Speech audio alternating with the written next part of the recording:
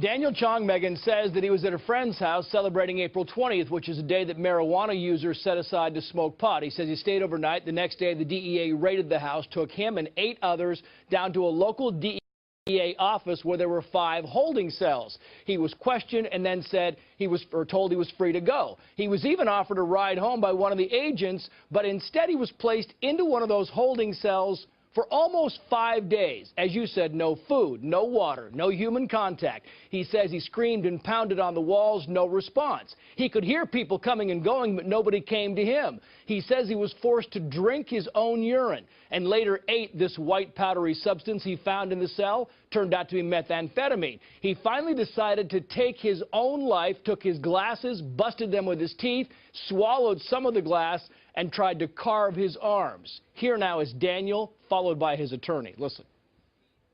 An S in pitch black, trying to write "sorry mom," but I couldn't even aim, so I gave up on that one. Screamed hundreds of times for help. He began to hallucinate. He relates that he began to dig into the walls, thinking that he could get water that way.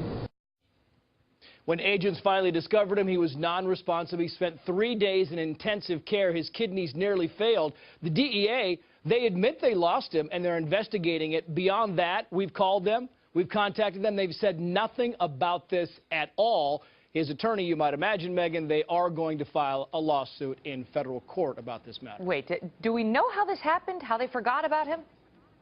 We don't know how it happened because the DEA hasn't commented. They're saying they're investigating it and they have no idea how he got lost in the system or lost in the cell, which is a small room, for 5 days.